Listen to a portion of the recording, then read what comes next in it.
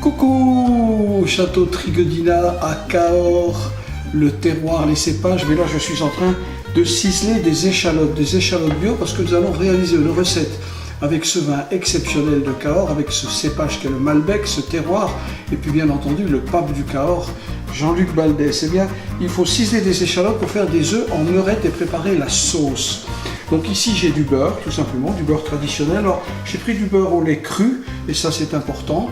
Je vais le faire fondre délicatement, faire suer mes échalotes, ma poitrine de porc fumé après avoir enlevé la peau, bien entendu, la couenne comme on dit dans le jargon professionnel. Et nous allons faire rencontrer ces éléments. L'important dans les œufs meurettes, il faut comprendre que ce sont des éléments qui ne sont à l'origine pas prêts à se rencontrer. Donc il faut qu'ils fassent copain-copain, il faut qu'ils se rencontrent, il faut qu'ils puissent s'associer tous ensemble. Qu'est-ce que c'est? Une tombée d'échalotes avec un peu de beurre, des lardons fumés, non blanchis, des queues de persil bio, et puis un peu d'ail, du persil, je l'ai dit, du laurier et du thym. Et ce joli petit monde va faire copain-copain, va se retrouver pour un mariage, non pas de convenance personnelle. À Cahors, on ne parle que de mariage d'amour. Et c'est cela qui est génial. On va y ajouter bien entendu du vin rouge de Cahors et on va laisser réduire pendant environ 45 minutes. La réduction, c'est une cuisson à petit feu. Ce n'est pas parce que ça bout à gros bouillon que ça va cuire plus vite. L'important, c'est que ces éléments prennent le temps, tout simplement, eh bien, de réduire. Une réduction en cuisine se fait sans couvercle et tout doucement, on va laisser mijoter, sans farine, sans gluten, et on va laisser tout simplement cuire ce joli petit monde. Donc là, je cisèle mes échalotes. D'accord, vous avez compris? Bisous, à tout à l'heure. Si j'ai quelques larmes qui coulent, je suis assez sensible aux échalotes et aux oignons. Et oui, effectivement, regardez ce ciselage. Il doit être fin et régulier, c'est ça qui est très important. Donc je vais doucement pour que la caméra puisse voir le geste. Vous prenez un couteau bien aiguisé, un couteau, alors nous on l'appelle le couteau filet de sol parce qu'il est souple. On a l'habitude de l'utiliser pour lever les filets de poisson, mais il y a multiples utilisations en cuisine. Alors toujours les doigts un petit peu recroquevillés sur eux-mêmes pour ne pas se couper. Donc vous avez la pointe du couteau et vous ciselez tout simplement ces échalotes. Ce serait des oignons, ce serait du persil, ce serait des carottes. Que la technique est exactement la même. Poitrine de porc fumé donc. De qualité, du porc élevé bien entendu dans le sud-ouest de la France. On peut avoir des appellations du côté de Franche-Comté, Montbéliard, Morteau avec des porcs élevés exclusivement au sérum de lait. Donc il faut enlever la couenne. Vous voyez ici cette couenne qui n'est pas justifiée. Je le montre, on doit le faire de l'autre côté, mais c'est pour vous montrer comment on fait. On s'appuie le couteau légèrement en hauteur pour n'enlever que la peau et un minimum de graisse bien entendu qui nous sera utile pour la réalisation de la recette. Je découpe ma poitrine de porc en petits lardons, vous le voyez, des petits bâtonnets. Vous avez la chair, la graisse, la chair, la graisse. Donc c'est entrelardé, comme on pourrait le dire en termes professionnels. Cette viande est persillée, c'est tout à fait normal. Le gras n'est pas complètement blanc, il est légèrement rose. C'est signe de qualité. Il est rose, mais il n'est pas morose. 6 éléments indispensables pour réaliser la fameuse sauce meurette. Alors ici, j'ai pris un wok, vous pouvez prendre une casserole. Dedans, j'ai mis du beurre légèrement fondu. Attention, il ne faut pas que le beurre dégage de l'acroléine. Au-delà de 150 degrés, ça brûle et ça dégage des particules noires d'acroléine et c'est pas bon pour la santé. Les échalotes ciselées en premier temps, ensuite la poitrine de porc fumée. Ensuite, j'ai récupéré la peau. On peut l'utiliser, cette peau. Elle va apporter du goût, de la texture. Et puis, bien entendu, un tout petit bouquet garni composé exclusivement de queue de persil et de laurier. La fleur de thym, je n'utiliserai que la fleur de thym, eh bien on va la laisser à l'intérieur de la sauce. Et puis bien entendu, vous l'avez compris, Meurette dit Bourgogne, mais nous on est ici à Cahors, donc on n'a pas détourné la recette, mais ce vin ira admirablement bien, pas n'importe lequel. Triguedina, vous le connaissez, c'est un vin exceptionnel, cépage de Cahors, Jean-Luc Baldès, millésime 2013. Alors bien entendu, pour faire une sauce, il n'est pas nécessaire d'utiliser des très grands millésimes, même si à Cahors, même si dans toutes les appellations de vin rouge, il y a des appellations, bien entendu, qui subissent les contre-coups de Dame Nature que l'on ne peut pas contrôler, j'irai à dire qu'il ne faut pas nécessairement utiliser un très grand millésime de garde.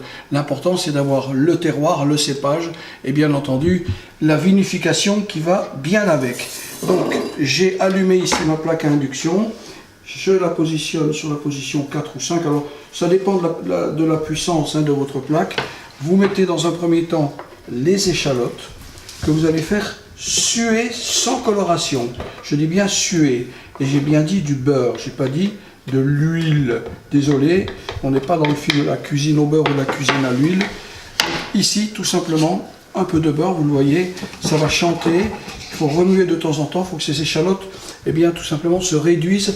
Et suer veut dire extraire l'eau de végétation. C'est-à-dire qu'on va enlever l'eau qui est à l'intérieur de ce légume, comme d'un fruit, c'est composé comme nous de 80% de flotte, et concentrer, bien entendu, les arômes de l'échalote.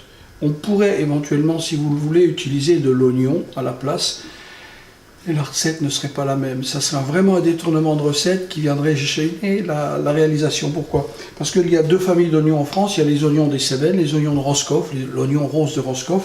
Mais c'est vraiment de l'échalote qu'il faut, parce que ce goût est inimitable et sa texture est irremplaçable.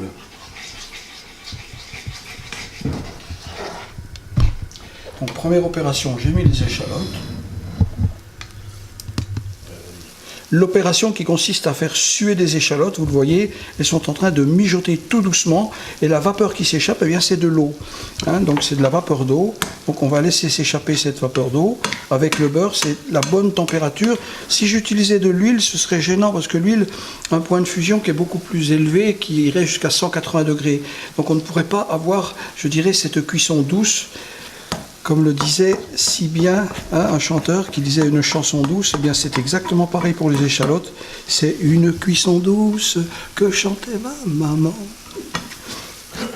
Juste une précision qu'il fallait quand même donner, si vous êtes malade, si vous avez des petits soucis de santé et de cholestérol, vous pouvez remplacer le beurre par de la margarine de votre choix. Et là maintenant, j'y ajoute tout simplement mes lardons fumés décoinés. Alors je rajoute la couenne, c'est pour apporter un peu plus de goût. Et on va laisser ce joli petit monde se rencontrer. Les échalotes étaient tranquilles avec le beurre. Puis d'un seul coup, il y a un intrus. Et l'intrus, il se dit, mais moi c'est pareil, je rencontre des échalotes. Qu'est-ce qui se passe? C'est chaud, je me brûle. Non, tout doucement mon trognon. Tu vas voir, ça va être génial. Donc on va laisser suer, pareil. On va laisser revenir ces petits lardons de porc, de viande de porc. Magnifique. On va laisser ce petit monde pendant 5 à 8 minutes, tranquillement, faire copain-copain, comme je le disais tout à l'heure. Mais toujours pareil, sans aucune coloration, vous devez rester sur quelque chose de doux. La douceur, c'est important en cuisine. Vous savez, en cuisine, c'est préparer l'amour pour les autres. Ce que l'on fait, c'est pour les autres. Et il n'y a pas un repas sans préparatif avant. Et celui ou celle qui prépare, eh bien, c'est une personne qui aime les autres, nécessairement. Pour faire la cuisine, il faut aimer les autres. Sinon, on ne fait pas de la cuisine. Maintenant, je vais ajouter de la fleur de thym qui vient de mon jardin. Donc là, je ne mettrai pas les branches du thym. Je vais mettre que la fleur. C'est pour ça que je ne l'ai pas mis dans le bouquet garni, parce que ça apporterait de l'amertume. Donc vous tortillez un petit peu tout ça. Vous pouvez garder les branches pour un courbouillon, pour un fond, pour une sauce. Voilà, du thym du jardin. Je vais rajouter mon tout petit bouquet garni. Alors c'est des queues de persil. Il faudra faire tout simplement mouiller. Et oui, je vais mettre dedans cette préparation, 75 centilitres de vin. Alors, Je le répète, j'utilise le Clos Trigodina, parce que c'est un vin exceptionnel. Mais aujourd'hui, nous sommes à Cahors. L'origine de la recette, c'est la Bourgogne, avec un cépage qui est le Pinot Noir. Mais ici, celui qui s'apparente le plus, si vous voulez, à ce cépage, eh bien, c'est vraiment le Malbec, que je qualifierais, qu'on appelle le Côte, le Cahors, le Gris de Pressac, l'Auxerrois. Il a des noms vernaculaires, ce cépage, et il est génial. Donc je vais verser d'un seul coup, ma bouteille de vin de 75 centilitres.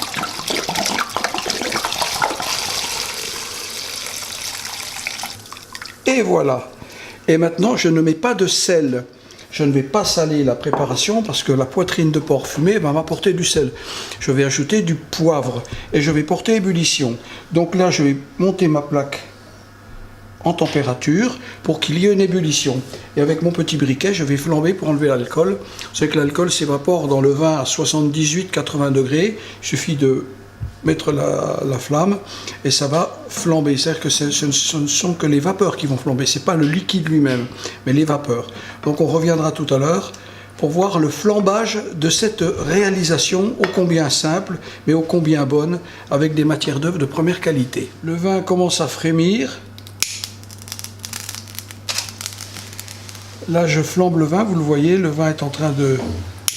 Les vapeurs de vin, les vapeurs d'alcool mijoter, cuisiner pendant 45 minutes, donc une réduction des 2/3, c'est-à-dire que sur 75 centilitres, il va nous rester 25 centilitres de jus, de sauce, à base de vin, de poitrine de porc, d'échalotes, de queue de persil, de laurier, de fleurs de thym, et c'est tout, rien d'autre.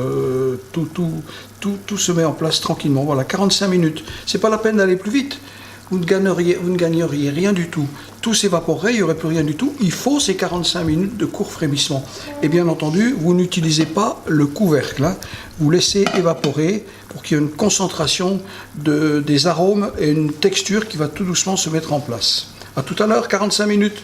Bisous ma puce. Hein, tu fais tranquille ton petit travail. Oh ben, je suis content. Le Malbec a rencontré le porc a rencontré l'échalote a rencontré la queue de persil fait copain malin avec le laurier, la fleur de thym se dit qu'est-ce qu'on est bien tous ensemble, on va se régaler vivement que ce soit terminé. Et oui, un petit peu de poivre à la fin. Oh, mon Dieu que c'est chouette, c'est sympa la cuisine. Je suis en train de faire des toasts de pain de campagne traditionnel au levain, tout simplement dans de l'huile de cuisson. Prenez pas d'huile d'olive, ça apporterait de l'amertume, et de l'huile de cuisson traditionnelle. Ça va être le support pour déposer nos œufs meurettes dans une assiette. Donc, vous les faites colorer légèrement. Et ensuite, eh bien, vous les disposez sur un papier absorbant. Il ne faut pas que ce soit trop coloré et trop sec hein, non plus. C'est juste imbibé, légèrement blond. Vous voyez, là, ils sont juste comme il faut. Et ensuite, eh bien, vous allez les disposer sur une assiette ou un plateau avec un papier absorbant. Voilà, là ils sont très très bien, c'est une couleur qui me plaît beaucoup. Et là, vous les disposez sur un papier absorbant. C'est mieux, alors bien entendu, avant on n'avait pas de papier absorbant, on utilisait des linges, mais enfin après, on ne va pas faire une machine pour laver un linge. Il faut que le pain reste coloré, mais un petit peu moelleux et croustillant. Il faut qu'il y ait une dualité. Cette dualité ira très très bien avec l'œuf que l'on va disposer dessus et la sauce qui va venir. Alors le pain va s'imbiber de la sauce, là il va rejeter toute sa matière grasse.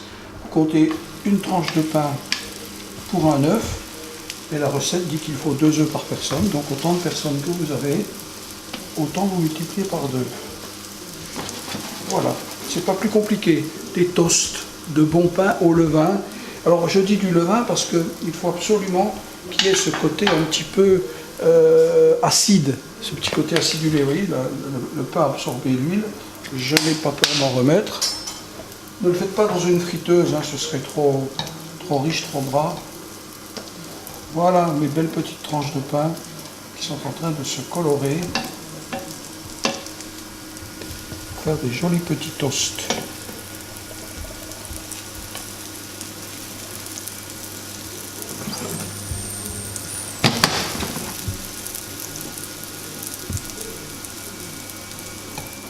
Un petit bol pour le petit déjeuner, des œufs frais, vous voyez, hein, d'ailleurs il y a le tampon dessus, c'est vert, on est sur des œufs traditionnels. Ensuite je casse mon œuf à l'intérieur de ce bol, parce que si je le cassais directement dans mon bac de cuisson, dans ma casserole de cuisson, il y aurait des problèmes. 1, quelquefois des morceaux de coquille qui tombent à l'intérieur. 2, le temps que je prenne ma coquille, que je l'enlève. Non, regardez, vous allez comprendre. Ici, de l'eau. 10% de vinaigre de vin, pas de vinaigre d'alcool ou de vinaigre balsamique, j'ai bien dit du vinaigre de vin. L'eau est frémissante. Vous versez votre œuf au centre. Vous prenez 2 fourchettes et vous rassemblez la partie blanche d'albumine qui remonte à la surface et vous ne touchez plus rien. Tout va se faire tout seul. Dans l'eau vinaigrée, votre œuf sera cuit d'une façon absolument merveilleuse, régulière. 3 minutes de cuisson. Ici, c'est de l'eau frémissante. À côté, j'ai de l'eau froide, classique. S'il fait très chaud, mettez quelques glaçons. Et au bout de 3 minutes, je vais prendre mon œuf avec l'écumoire, pas la fourchette. Je vais le disposer quelques secondes dans l'eau froide pour qu'il y ait un choc thermique, qu'il y ait tout simplement un arrêt de la cuisson du jaune, pas du blanc. Et vous le disposez sur une assiette avec un papier absorbant ou un linge ou un torchon, mais quelque chose de culinaire bien entendu. Vous voyez, si mon œuf il se balade bien, il est magnifique. N'en mettez pas 2 ou 3 en même temps. Vous ne vous rappellerez pas entre le moment où vous avez mis le premier et le moment où vous avez mis le quatrième. Il va s'écouler quelquefois 2 ou 3 minutes. Moi, je les fais les uns derrière les autres. Et regardez, mon œuf, il sera toujours magnifique et c'est facile à faire. Vous ne pourrez jamais les rater. Voilà, 2-3 minutes de cuisson. Alors ça prend une couleur, mais c'est normal. Tout ça va s'enlever avec, bien entendu, le trempage dans de l'eau fraîche à côté. Alors ici, vous voyez, regardez, je peux même déjà tripoter mon œuf. Je ne prends aucun risque. Mon œuf, il est magnifique. Regardez ça. Regardez si c'est beau. Le jaune est emprisonné dans le blanc et il cuit tranquillement. L'albumine, la partie blanche, va être cuite. Le jaune va être crémeux et avec la sauce par-dessus, ça va le réchauffer. C'est pas la peine de le remettre. Ne mettez pas ça au micro-ondes. Hein. Attention, hein. Vous mettez la sauce bien chaude dessus, vous passez à table, vous prenez la main de celle que vous aimez ou de celui que vous aimez, vous lui dites je t'aime, on est au château Trigodina, bien entendu avec un quart d'exception. C'est ça la vie, elle n'est pas belle, tout simple. 2 œufs par personne pour prendre son pied, une sauce. Regardez, tout à l'heure on regardera la phase finale de la sauce. Allez, à tout à l'heure, moi je fais mes œufs.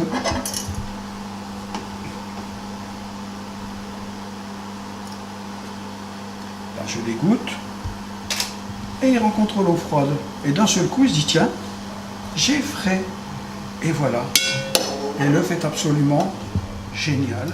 La réduction que vous avez vue tout à l'heure, voilà à peu près 45-50 minutes après, voilà ce qu'il en reste.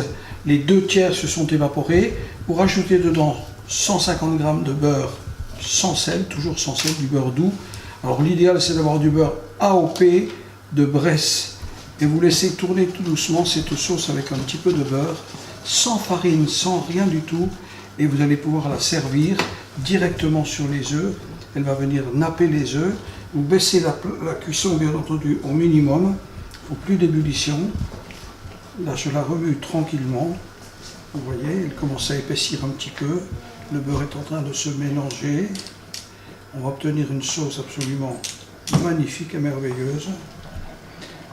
Je rectifierai l'assaisonnement, bien entendu, il faut goûter avant de servir. Normalement, le sel, ça devrait être largement suffisant avec ce qu'il y a dans la sauce avec les lardons. Et le poivre, par contre, je vais donner un tour de moulin à poivre, que cette sauce soit merveilleuse. Regardez cette belle couleur de sauce au vin. Regardez ici, c'est magnifique. Elle est liée avec le beurre. Juste comme il faut, vous laissez les lardons, les échalotes.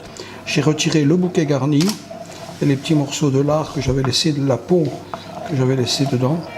Il suffit maintenant tout simplement de prendre une assiette, une bien jolie assiette fort sympathique. Vous avez vos 2 petits qui viennent, vous positionnez l'œuf directement sur le crouton. Vous voyez, magnifique. Vous les mettez dessus et vous nappez avec la sauce. Et c'est la chaleur de la sauce qui va, bien entendu, redonner de la chaleur à l'œuf. Voilà, avec l'échalote, avec les lardons. Un œuf beurrette. On va le manger pas complètement bouillant, mais tiède, avec ces échalotes ciselées et ces petits lardons qui viennent apporter ce côté gourmand.